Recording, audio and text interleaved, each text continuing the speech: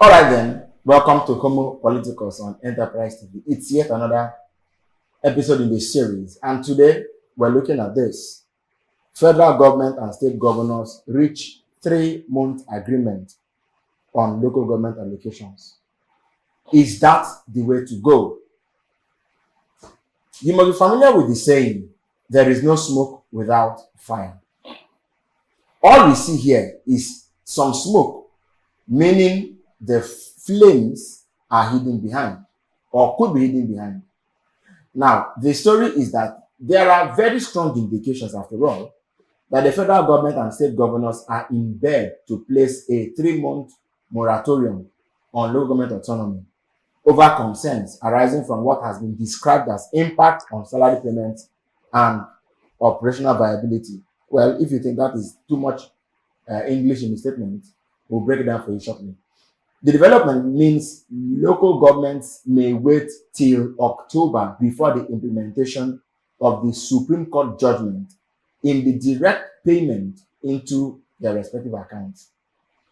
The Supreme Court, that's some backstory. The Supreme Court on July 11, 2024 gave a landmark judgment affirming indeed the financial autonomy of the 774 local government areas in the country and ruled that governors could no longer control funds meant for the councils. Well, the Apex Court also directed the Accountant General of the Federation to pay local government allocations directly to their accounts, as it declared the non-remittance of funds by the 32 state governors unconstitutional. Sounds very much like political convenience taking precedence over the law. I am Cyril Abaku on today's show, and with me in the studio to discuss the subject is the ebullient Emeka Madunago, Thank you very journalist much. and public affairs commentator. Thank you very much. Hello, viewers. Yeah, well, I mean, looking at the subject matter today, federal government and governors are now reaching an agreement to delay paying local government allocations directly. Are they going behind the law, or is this also part of the process? Thank you so much. I have been a proponent of political solutions to a number of issues bedeviling our country. Yes, making recourse to the court can be of great significance. But the Yorubas have a proverb. They say, we can't come back from the police station and still remain friends. Mm-hmm. Now, what does it mean? That some form of animosity must have arisen, when we drag ourselves to the police station or to the court. And therefore, along the line, if there is a reason for us to build amity, to reconcile, to sort out some gray areas, it will be difficult because, the heart will be feeling, aggrieved one way or the other. So, to this instant case, going to court was desirable. But was it politically expedient? The answer is no. We know that, yes, the Constitution actually gave rise to this ambiguity in Section 162, subsection 3, that funds from federal accounts should be shared to the federal, state, and local governments. Now, in some other sections, it put I think Section 20, put the local government under the states. So, states now have, a lot of states now have state, local government joint accounts. To that extent, you find state governments handling, undertaking projects here and there, on behalf of local governments. Now, the narrative arose then that governors were hijacking local government funds and were only paying salaries. But the question I now ask is that even up to the office of the governor, the government house, the state secretariat, the local governments have power. They have powers. Look at somewhere like Festac. It is within Amuodofin local government. And so you cannot now say that, you just have, that local governments are like an island unto themselves. they must necessarily work with the states. So there has been that argument, should local governments totally be an appendage of the states, or should they be alone? Then the Supreme Court said, okay, fine. Look at what's in the Constitution. Go and enforce it. The Supreme Court didn't give them any autonomy. It only reinforced the Constitutional Declaration.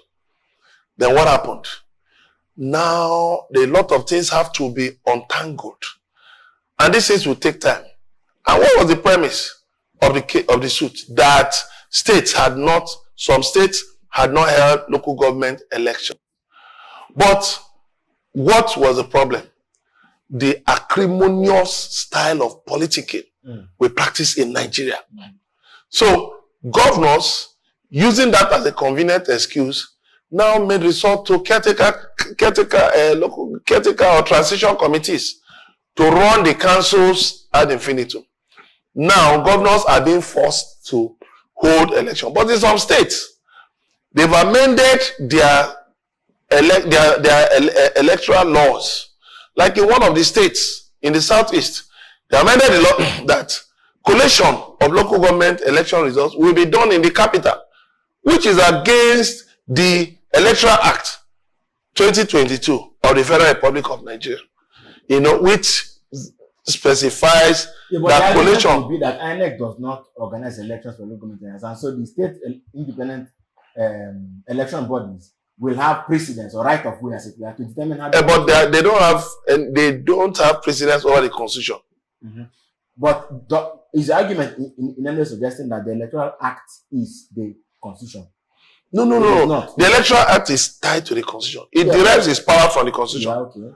And so that is why INEC compiles the voter register and gives it to the CX. So exactly the issue.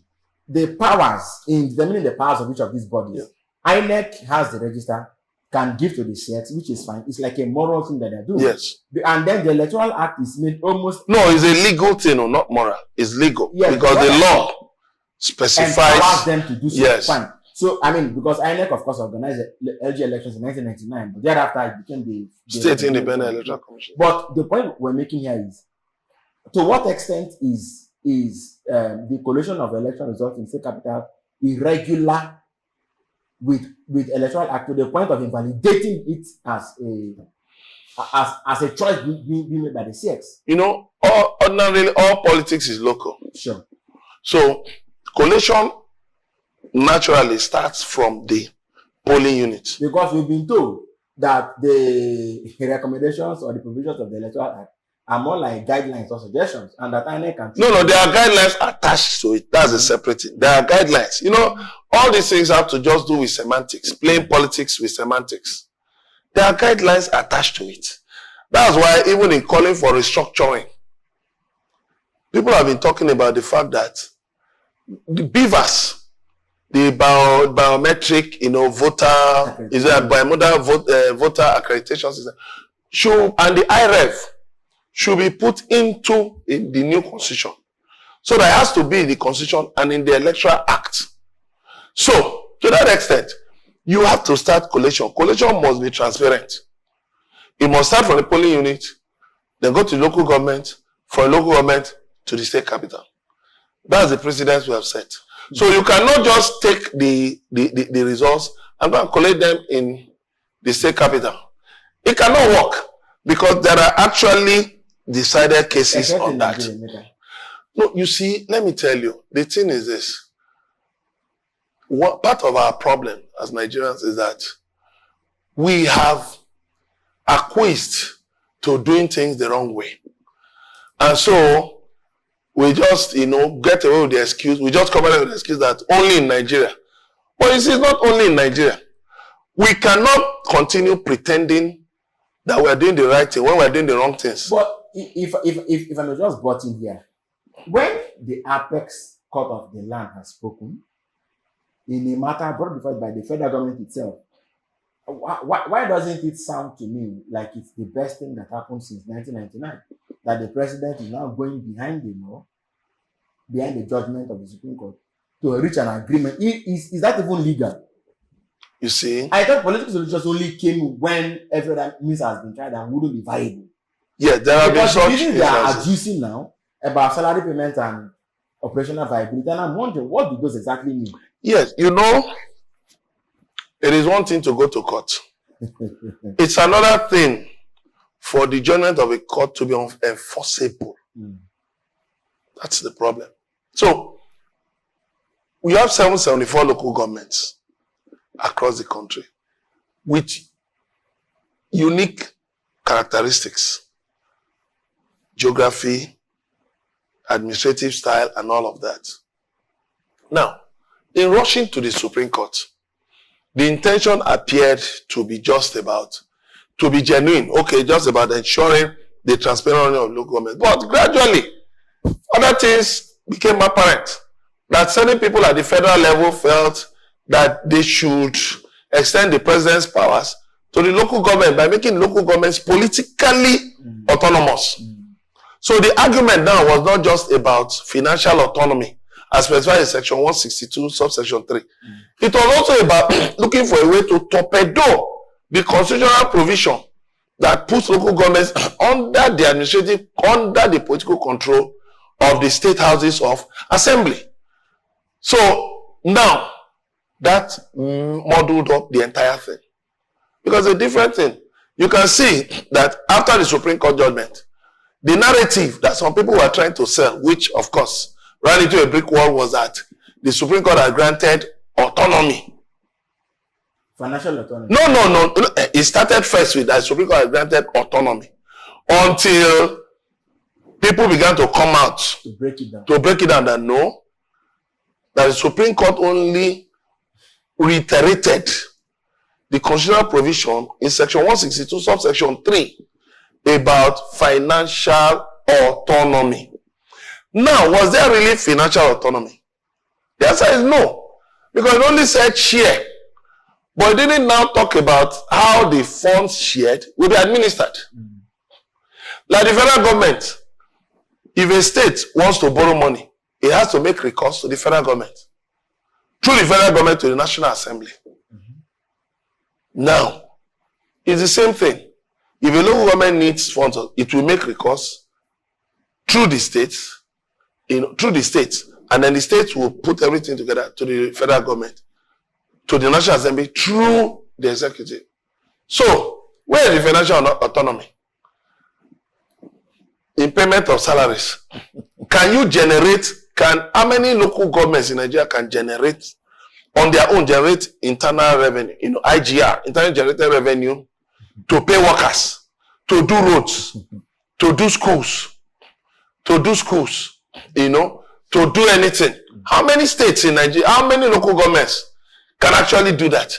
How many local governments can be autonomous? They will collapse. Because you know what? Yes. States have more revenue sources.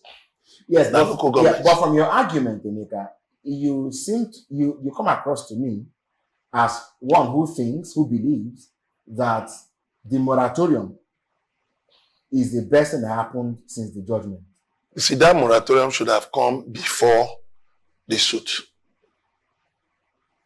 I welcome the idea if it was. Because, see, again, I'm looking at salary payment, whatever that is, as well as operational viability, are just for me semantics. We do not know exactly, because where political solution is deployed, political consequence is being averted.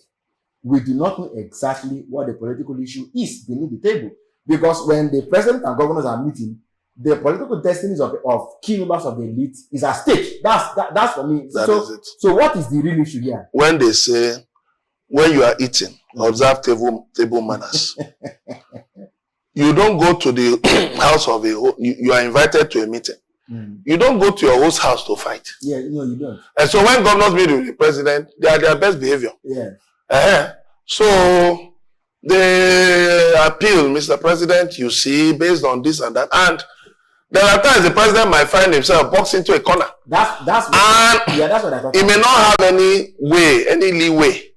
So they might just say, okay, let's just give him a little room to maneuver, so that it doesn't look like we overwhelmed Mr. President. Emeka, would you be surprised if this moratorium was even extended, that 3 months came and 3 months after, it's not clear whether they are getting the monies directly or not, because we saw what happened in Oyo State, where all the council chairmen, I think 33 local government areas, Yes, came together unanimously and said, and wash their hands clean of any financial autonomy for even in Lagos.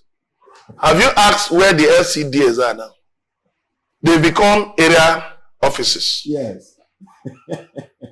But they have been carrying out projects.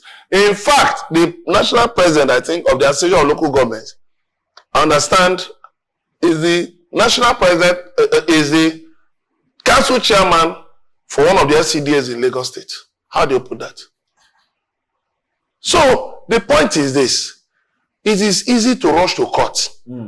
But you have to think of the consequences. That is why I think President Bola Ahmed Tinubu should be more careful about decisions the government is taking, because people are just no, the people come with different interests. He chose his advisors. I'm not his advisor, so they've been pushing him into wrong decisions that end up in the opposite direction. So these governors, Nigerian governors, are very powerful.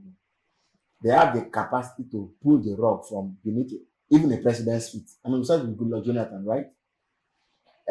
How much fear is the president contending with, in your view, that has made him say, you know what, guys, let's call it a moratorium and let's see how far we can push it? No, you see, I'm not a practicing. I call myself a politician, but a politician and an advocate for good governance. I'm not partisan. But you see, there's a way to play politics. Politics is about interest, negotiation, and all of that. So you cannot play politics into the courtroom, because the court looks at the law, it looks at the facts before it, and take decisions. The court cannot manufacture facts where they don't exist. But within politics, 1 + 1 can actually become 100. In politics, yes, because there's room for maneuver, negotiations, subterfuge, and all kinds of things. But, you know, the thing is that clearly, some people wanted the president to gain more power through the local governments ahead of 2027. But it's not possible, because the men who are constantly on the ground controlling local governments are the governors. You cannot, that expectation that, okay, local governments will be getting their funds directly. And as such, the local government chairman will be, a law, will call a law unto themselves. Well, just a mirage. But just some people trying to cook that up in the expectation that they will benefit from it. But it has been shown that it's a waste of time, because, one, the state government, you have Auditor General of Local Governments under the control of the state government. Accountant General of Local Government under the control of the state. So what are you saying? You have a state joint account. You have joint projects. The roads, they are joint roads. So, in payment of teachers, what about primary schools and all of that? What about collection of taxes? What about collection of revenues? The federal government has just, I think, about 7 taxes, major taxes. The state government, while the local government have the largest number. But at the end of the day, it's the states that still call the shots. When you talk about operational viability, for instance, the local government, there are places where the interest of one local government, overlaps into that of another local government. How do you resolve that? It's the state government that has to resolve that. So in other words, there must be that cooperation. Be that as it may, actually, the only problem is just the irresponsible handling of local government funds. If we had politicians with national interest, transparency and honesty, sincerity of purpose at heart, we won't have any problem. So it wouldn't matter, whatever we call it. It will be very easy to enforce. But for some governors over the years, local government funds have become their pocket money. They will pocket local government funds, they will pocket ecological funds, they will pocket security votes. Then what is the state getting? Yeah, so Emeka, this reminds me of the Latin saying, roughly put in English, it says, what came after because of what happened prior? If the president came to be the Messiah that saved local government areas, 774 of them, and they began to get their monies from him. They've not started though. No. I'm saying July allocation was made again to the states. Yes. So I'm saying if that happened, the scenario in which the federal government began to give money directly to local government chairman, one. Number two, it was a two-pronged strategy. One was at allocation. The other one actually was that INEC will now begin to organize elections for council. INEC is pushing for that, but no, I doubt if that will. Before INEC pushed for it, the Minister of Justice, Lateef Agbemissan, actually broached that idea. Before INEC came to say we're in support, INEC spoke after the Supreme Court has ruled, which means it appears there's a groundwork to. That is it. And for 2027. Yes, so the governors are sensing that what the president can do, we can do better. If the president wants to overtake or override us and go and deal with the LGAs directly, those LGAs can upturn our own political relevance.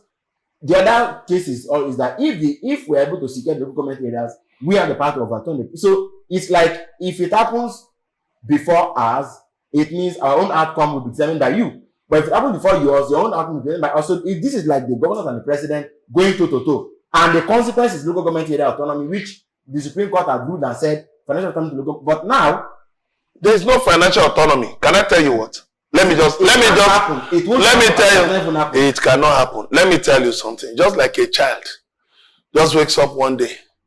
Daddy, don't worry, don't pay my school fees. I can pay my school fees. I'm moving to somewhere. I will pay my rent going on. You forget that there will be times when you run into financial, storms. And you may need to rush home. Beg, is there Gary there? I'll need some rice, so I'll need some beans, so because things are dry. Business has not been on. Get them surfeit. So the thing is this: you cannot cut that umbilical cord between the states and local government, because you know what? All states in Nigeria are heavily indebted, and part of the funds were actually keyed in for local governments purportedly. So if you say financial autonomy, no problem. A government like Oyo State, the governor will say, no problem. Okay, this is how much Oyo State is owing. Local government, this, you have to pay back 5 billion. You have to pay this billion. Where will they get it from? All he needs to do is just write to the banks. That look, you have to do direct debit. But I thought the constitution was, the Supreme Court was clear in the judgment. It was, but the premise was a political premise to control power, using the court.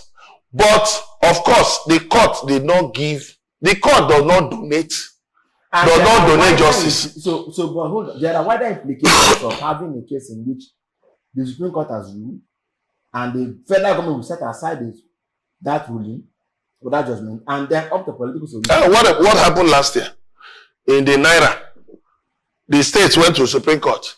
The Supreme Court said, okay, the old Naira notes ceased to be legal tender. The same set of people went back to the Supreme Court again. No. We found there were some issues in that. Okay, let all stay side by side. So today, if you get any note, you have to look very closely to be sure you are not being shortchanged. You see, all of these things have to do with the fact that we are running a wonky federation. And even that was a political policy, not that it was policy that was really, really necessary at the time. No. The point was this. The initial idea was, let us begin to transition Nigeria to a cashless economy. So let us now, in a way of dealing with criminal elements, political brigandage and all of that, let's phase out the old Naira notes, bring in new Naira notes, but reduce their supply. But sadly, elections came before they made up their mind. They brought out e-Naira. Why didn't they use the e-Naira to actually mop up funds from the, COVID? The COVID period provided an opportunity that the Nigerian government could have used easily. The Buhari administration could have used easily. Because there was no cash, there was only cash in circulation. So all of those shenanigans, the drama you saw in the banks, were not necessary. So what could have happened was that we could have onboarded our transactions largely to cashless. Then, using e-Naira and other channels, then we would have made Naira supply, made it short. But you know what is happening? We are getting back to the same thing. You can't get more cash in the banking hub, but go to the POS. You can get millions. Why? They said that bank workers own this POS. They get money from the banks and fund their POS. Now, POS operators have access. They go in search of money. They go to religious bodies. They go to filling stations. They go to schools. They go to places where cash is paid for transactions. And what do you have? So while the bankers sit in their beautiful banking halls and they wait for people to come and deposit money, instead of going out there, which was the intention at a time. Remember many years ago, was it in the 80s or the 90s, when we had the Federal Savings Bank? I remember in the 80s, when I was in secondary school, that, I was in boarding school. Federal Savings Bank actually came with one big vehicle to our school to encourage students to open accounts so that you could put your pocket money there.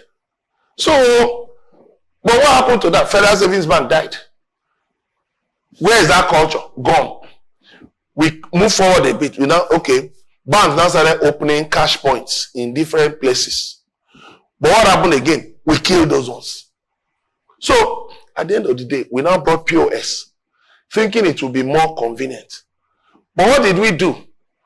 Instead of using POS as a means to strengthen the traditional banks, the deposit money banks, we started registering payment systems. From payment systems, we converted them to microfinance bank. They could now own microfinance bank licenses. And they're now doing the work of commercial banks. They got involved in crypto. So people could transfer money from Nigeria abroad, receive money from abroad to Nigeria. People could do a lot of the things that the traditional banks were doing after paying so much for licenses. How was it resolved? I said, okay, they could go and get microfinance bank licenses. And many of them now rush to get microfinance bank licenses. So, you make a transfer through those so-called payment channels. It goes very fast. But through the bank, it might take hours. What are we doing to ourselves? All of this is because people let their personal interest override to get in the way. Now, let's take the discussion home. Back to our subject. Federal government is believed to have reached an agreement with state governments that the Supreme Court's judgment mandating the federal government from paying allocations, monies meant for local government areas, delayed by 3 months, which means if at all the policy is to see the light of day, it won't take off until October. And there are even concerns that this moratorium may just be a political solution to perhaps keeping this policy in abeyance. Emeka, in one word, way to go or not?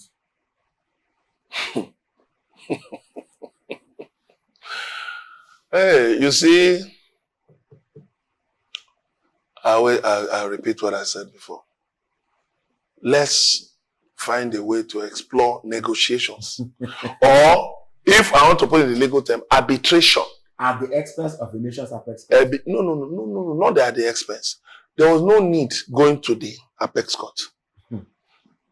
If the president was looking for how to guarantee a second term. Buhari tried it with the NFU. People, it's only the NFU. He even did an executive order. Now, it was illegal. One, you don't find executive orders in the constitution. So where do you get that from? Nobody will obey it. You will only just implement. Maybe they may pretend to help, but they will undermine you. So the president, Buhari, couldn't implement that. Some governors tried to undermine the House of Assembly, but they got to some point and found out that they were taking illegal actions that will not stand the test of time. Look at what is happening in Rivers State. The House of Assembly members, duly elected, allow themselves to be misled. And from being duly elected House of Assembly members, 27, they now became association of friends. That's what they have become. Mere association of friends. Because they were saying clearly, proudly, yes, that they are defected to APC. But eventually, when they saw they had been deceived, they claimed that they had not left APC, that they had not left PDP to APC. But look at the court the other day, declared Beke as the authentic state chairman of APC. Today now, Beke is saying that those 27 members of Rivers State House of Assembly, who former members, actually defected to APC, and that they are members of APC. So, in other words, validating the fact that they have lost their seats. So, what are we talking about? The governor has said, oh, fine. There were remaining, 4 were remaining. One of them, Edison here, resigned from the House of Assembly and became his chief of staff. So, as a liaison between the executive and the legislature, that's a smart move. Then 3 remaining, which, if you look at according to the law, you know, it is those who are still there validly. As of yesterday, they sent out a notice inviting 5 nominees for screening as commissioners. They've been doing many things. And what is happening? The law supports them. The other fellows have been running up and down, but they have now realized that they are just on a voyage to nowhere. So they are just an association of friends, you know, who mutually agreed to be led into the political wilderness. That is why you see, people should always think in the larger picture. It should not just be about narrow interest. You saw what the former local government chairman in Rivers State tried to do now. Your tenure ended. And it is clear that it's 3 years. You are now looking for a way to extend it through the House of Assembly. But the House of Assembly doesn't have that power. They don't have the powers to extend your tenure. So, that is why whenever you have constitutional review, let the speakers of State House of Assembly participate actively. The governor should allow the House of Assembly members to debate robustly, constructively, to debate on issues, not handing down orders that may have come out of, a poor reading of a situation. And then you now tell them, no, don't accept a local government. Because, by the way, if they had accepted local government autonomy in the last constitutional amendment, we wouldn't have needed to have this matter. It would have been easier to handle. After all, APC, that's in power at the federal level, has more states than the other parties. So it should have naturally been easy. But even Lagos State, where President Bola Tinubu had as his primary base, opposed local government autonomy. So what are you talking about? What you opposed, that was so easy, you could have got on a platter. You are now trying to get it through the court. It cannot work. It cannot work because you had the opportunity. No, you got it through the court. But you will still want to now... No. I'm talking of full autonomy.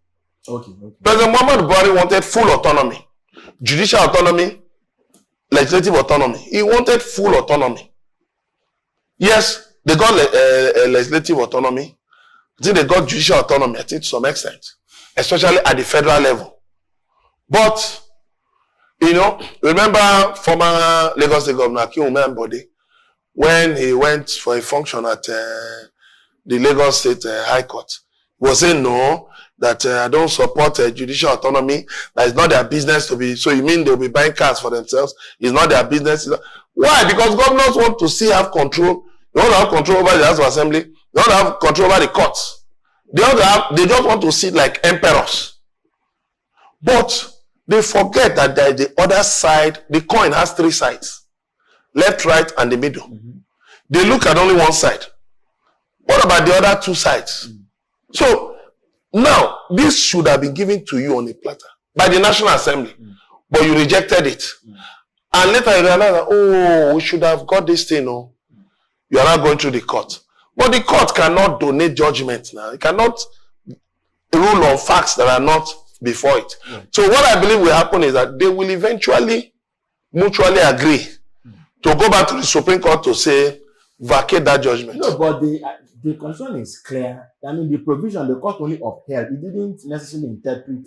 No, it didn't even give any fundamental. Yes, it only interpreted. Upheld what was. Yes, and now that's what I'm saying. Go and collect money.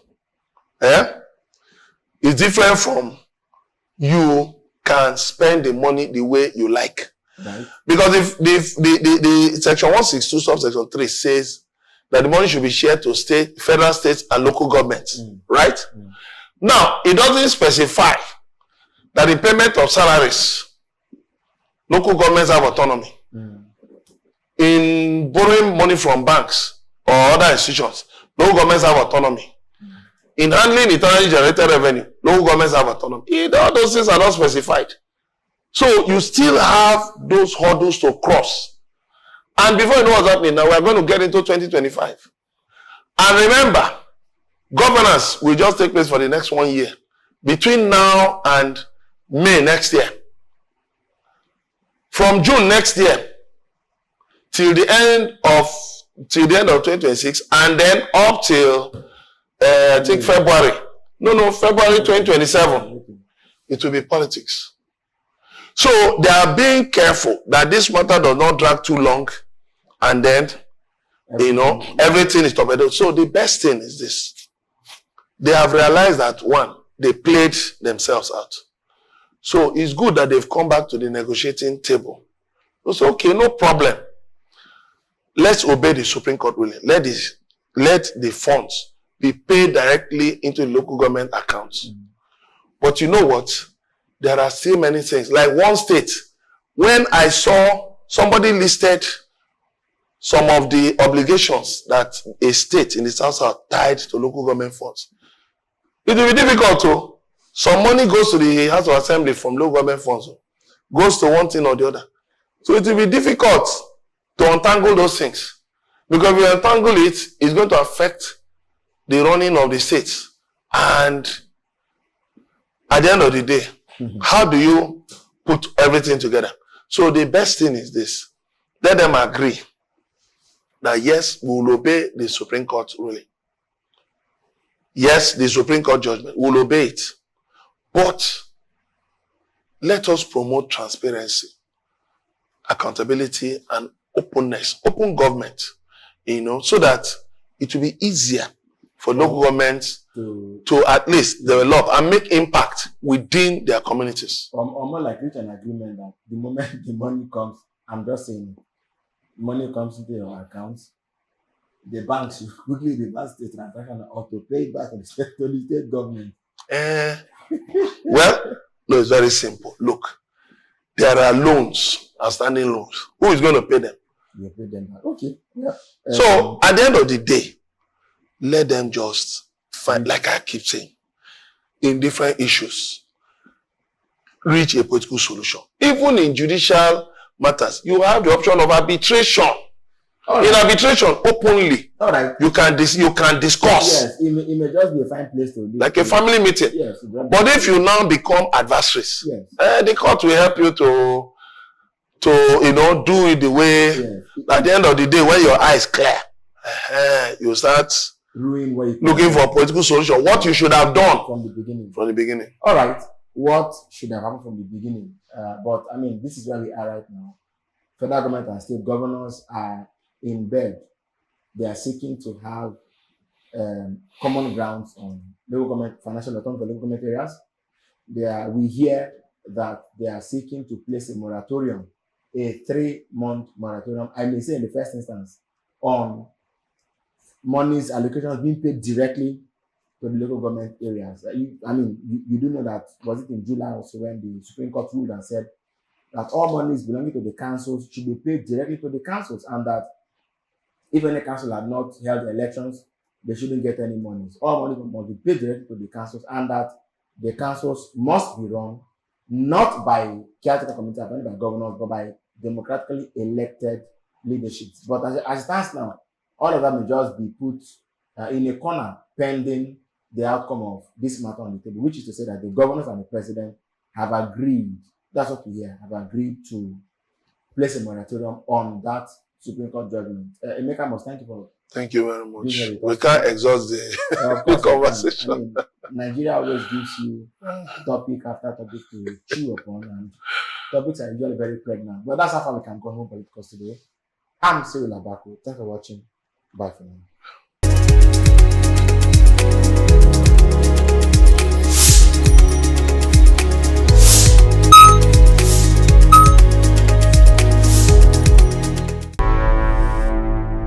Enterprise TV, a tradition of truth.